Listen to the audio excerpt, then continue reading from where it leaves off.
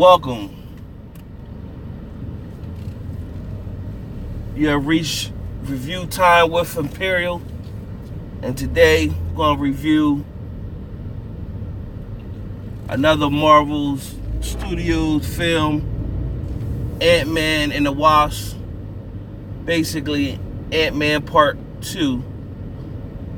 So, the last time, but before I start there, basically, Ant-Man starring Paul Rudd.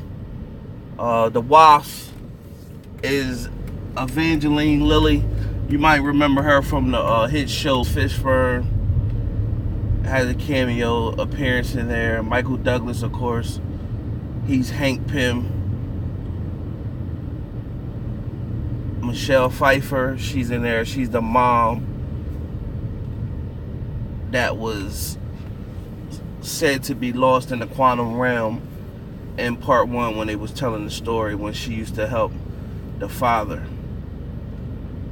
So basically in this part 2, this picks up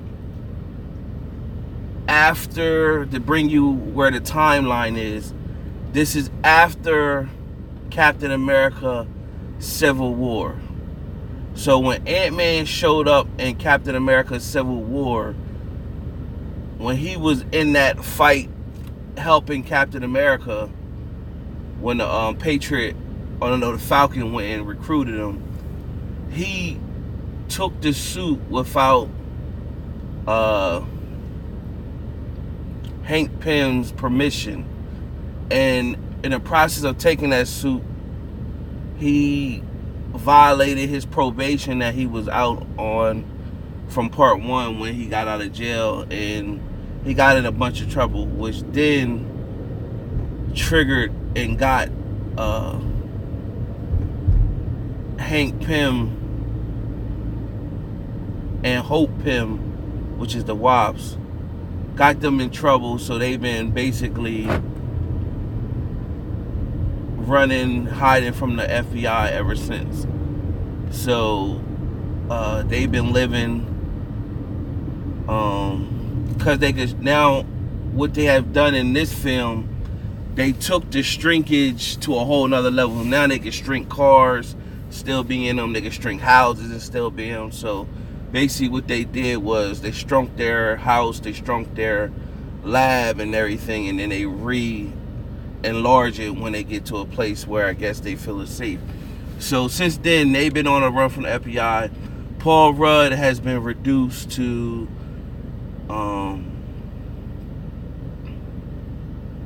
home confinement with an ankle bracelet, and so he can't do anything. He got a good relationship with his daughter. Daughter comes over, and this speaks to why in Avengers Infinity War he wasn't in it, because he was on house arrest, and Hope and Hank was on a run from the FBI doing their thing. Now the setting is set where pretty much Scott Lang, which is Ant-Man, had a dream. Well, in the process of Hope and Hank, they had this theory that maybe when he went through the realm, that the mom is still alive down there. So they've been trying to create a device or a machine that can travel through there where they could potentially retrieve her. So when they did that, it triggered a beacon through Scott, since he was down there, for the mom. So he had like a burner phone that he always kept, that he can reach out to Hank on an emergency situation. So he did that, and when he did, when he started thinking, he thought it was a stupid idea, but meanwhile, on their end, they know it must be something in reference to what they were doing. So that triggered them to reach out to him. So of course he was in home confinement doing his thing, and he got 3 days left before he could get off of home confinement. So he don't want to mess that up, but they pretty much tranquilized him and then to kidnap him so they can get the information from him or whatever. So he's pretty much like, no, what are y'all doing? I'm almost off house arrest or whatever, so I don't want to mess this up. And they said, you cool. So they had one of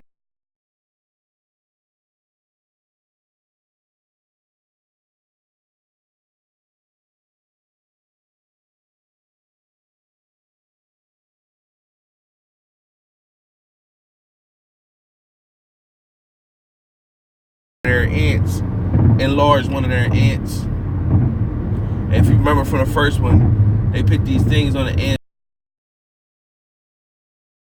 They put one of the things on the ant and had the ant chilling at the house with the ankle bracelet while he was off doing whatever. So their mission at that point was to get the information from him for what he was saying about was on the black market that could get tech parts and stuff like that. But he started getting a big idea because he found out that the girl he been getting these parts from is actually Hope Pym, and her dad is worth a lot of money with the FBI, so he went in. And so he got the part she need, but then he wants in on the business. And she's talking about, well, this ain't about business, we got other pressing matter. Meanwhile, there's a person that you meet called Ghost, who is looking for Hank Pym too for revenge. And when you see in the trailers, that person is pretty much can move through things, and they got the all-white suit on and was fighting. So you see, if you've seen the trailers, that's what that person's called, Ghost or whatever. And pretty badass. You get to find out that person's backstory. It's not really, I mean, that'd be getting too much in detail to tell that person's backstory. It ain't. You just find out why she's after Hank Pym and all that, because it all ties together. But I mean, that's like telling step by step of the story. But overall, the story was good. The storyline is pretty much, it got its funny moments with Mike Pena and everything like that. T.I. is in there. He got his role or whatever. So it's pretty much about trying to figure out how to get the mom back, retrieve the mom, and they're going through different things to try to get in position to get the mom back, and little adventures through people trying to steal the lab that they get stripped down to, like a suitcase, travel suitcase, and people trying to get the lab, the remote. So that's the whole venture, their whole what's going on with the film with that. So in the process, when they finally get this machine built, the dad decides that he's gonna go down and get the mom through the quantum realm. And he goes and he retrieves the mom, of course. But in the process of that, she tells him she's not the same. And being down there all that time, she has become something else. She's still her, but she's something else. So that ghost person that been trying to get Hank and her revenge, she pretty much states that she can help that person. So it'll be interesting to find out, what does she become? Is it for the good or for the bad? But the mom now has powers. So that's pretty much Ant-Man in a nutshell. Ant-Man 2 was good.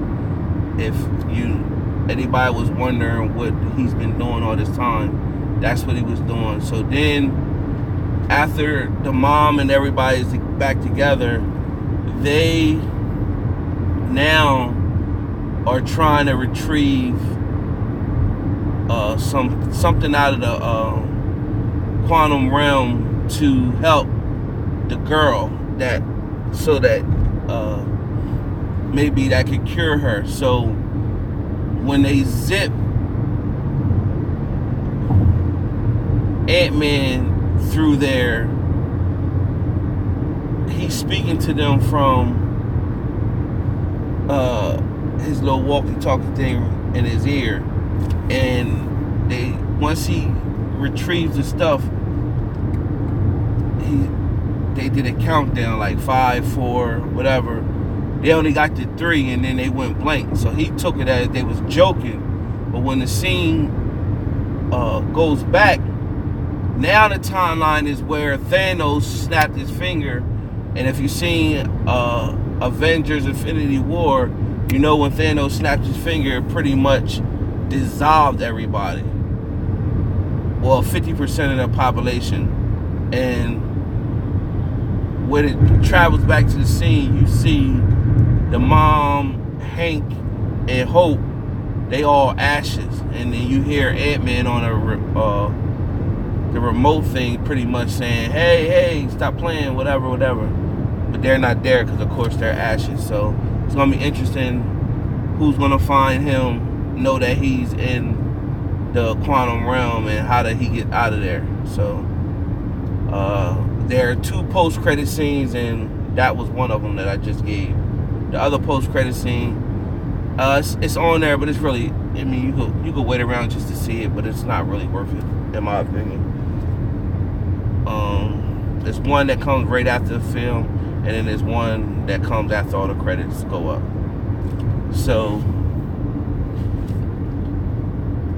it'd be interesting to see the next. I think the next Marvel movie is Captain Marvel, and then before 2019 April or May of 2019, when Avengers, the next Avengers 4 come out. So I'm gonna give the Ant-Man and the Wasp on my 4-star rating system. I'm gonna give Ant-Man and the Wasp, I'm gonna give it a 3.5. I'll go at 3.5. For the Ant-Man, there was no disappointments.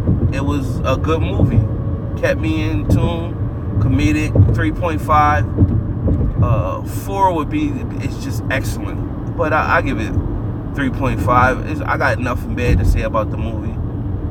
It really doesn't have anything that I can tie to it. Now, for people who are strong comic people who know the whole history of comics, they probably could break down the significance of the quantum realm to how that's going to play into Thanos and all that. But I know it's going to play some part because you can see it's lining up for that. But I can't really tell you what that's going to play because I'm not a comic book guru or whatever. So I'm just an average person just like you that's into a lot of movies and put it together as I go along. And I might find a little bit more other things when I dig a little deeper. But overall, I'm just watching movies like everybody else. But other than that, stay tuned to the next one. Subscribe and like. Share the video.